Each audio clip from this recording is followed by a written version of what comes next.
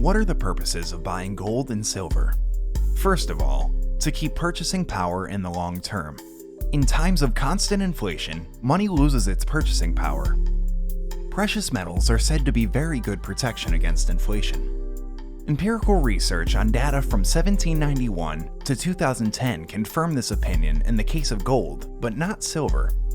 Research over short periods, i.e. 1990 through 2016, gives different conclusions for different countries. Gold has proven to be a good protection against inflation, e.g. in Canada and the US during the bear market, but in some countries, during the period under study, it didn't turn out to be as good of a guarantee. Links to the research can be found on our website. An interesting example is the fact that about 100 years ago, 1920s, for 15 ounces of gold, or about $300, you could buy a new Ford Model T. Today, as the spot price for gold is about $1,580 per ounce, for 15 ounces of gold, we can still buy a new Ford.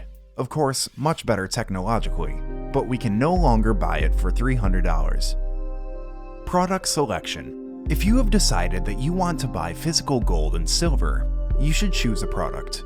In the case of gold, it is worth focusing on the weight starting from 1-ounce coins or bars, and in the case of silver, from 1-ounce coins. 1 ounce is 31.1 grams. Why from 1 ounce? Firstly, the smaller the bar or coin, the higher the price per gram at the dealer.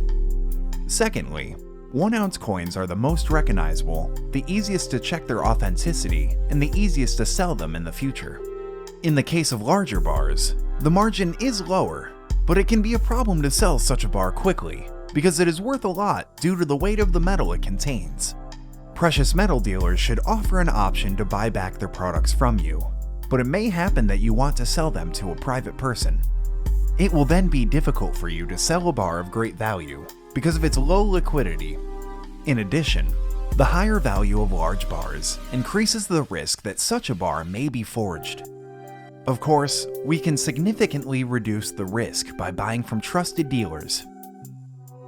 Another thing worth mentioning when choosing products is to pay attention to the type of coin. For investment purposes, we should be interested only in gold and silver bullion coins and bars. We should avoid coins of numismatic and collector's value. We should also avoid various limited editions. Such coins often cost much more than the metal they contain. It is also difficult to sell them later. For the same reason, we should not invest in precious metals in the form of jewelry or even silver cutlery. It is only worth investing in numismatics if we have vast knowledge of these things. The list of trusted gold and silver refineries can be found on the LBMA website, i.e. London Bullion Market Association, in the Good Delivery List section, to which we provide a link to on our website. Among the most popular and recognizable investment coins are those for gold: South African Krugerrand, Canadian Maple Leaf, American Eagle, American Bison, and Austrian Philharmonic. Some coins, such as the Krugerrand and the American Eagle, have admixtures of other metals to increase the durability of the coin, so they are slightly larger and heavier, but still contain 1 ounce of pure gold. So, it shouldn't come as a surprise to you when you make a purchase. In the case of bars, the solid producers are, among others, Umicore, Heraeus, Valcambi, and Rand Refinery. Popular silver investment coins include Canadian Maple Leaf, American Eagle, Austrian Philharmonic, and British Britannia. Price of gold and silver. When we check the current market price of gold and silver as a commodity on the internet, we look at the so-called spot price. However, when we look at the price of a 1-ounce coin or bar, the price is higher. Why? Because the spot price is the price of the commodity. The price of a gold coin also includes the cost of minting the coin, the cost of transport, the manufacturer's margin, and the dealer's margin.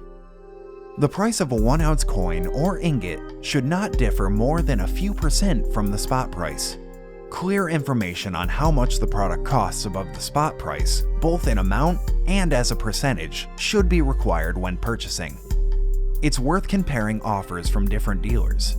The margin over the spot price can be reduced by buying gold or silver in larger sets. For example, if we buy silver coins in a tube of 20 or 25 pieces, the price should be lower per coin than when we are buying a single coin. We will also probably pay more if we want to get the goods right away. When we are ready to wait for delivery, the price should be lower. Choosing a precious metal dealer. It is important to have a trusted supplier of precious metals.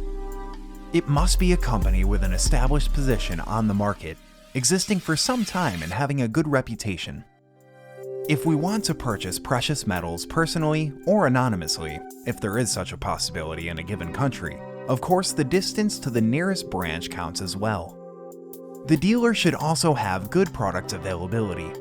The price of gold and silver fluctuates quite strongly in the short term, so it is important to be able to get the product quickly when the price of metal falls, as such a fall often does not last long. The dealer should also be ready to buy back gold or silver from us in the future and declare at what price he will buy it back in relation to the spot price. This will mean that he is confident in his product, and it will make it easier for us to sell in the future without having to look for a buyer. Safe storage of precious metals. The basic safety principle should be that we do not announce that we have any gold and silver, just as we don't announce that we have cash in our wallet. There are several methods of storing precious metals.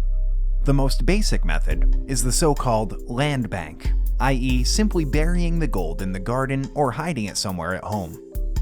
However, this method carries some obvious risk, so it should be used, if at all, only for minimum amounts of metal needed for the rainy day. Another option is to buy a safe, but this can be very expensive. The next option is a bank safe deposit box. However, there are certain risks, such as a lack of insurance for the contents of the deposit. Additional insurance can be expensive and difficult to obtain for precious metals in a bank deposit. Another danger is the lack of access to the metal outside banking hours, e.g. on weekends, and it is not possible to react quickly to large price changes during this time. When we have large quantities of gold and silver, it is worth looking at professional companies specializing in precious metal storage services. Finally, it is worth noting that we do not give any recommendations or investment advice here that you should buy precious metals. We are not investment advisors. Every investment involves risk. Each asset should be understood before purchase, its specifics known, and an informed decision should be made, preferably in consultation with a specialist. Please visit econclips.com. I encourage you to subscribe to our YouTube channel and like us on Facebook. You will find links in the description box.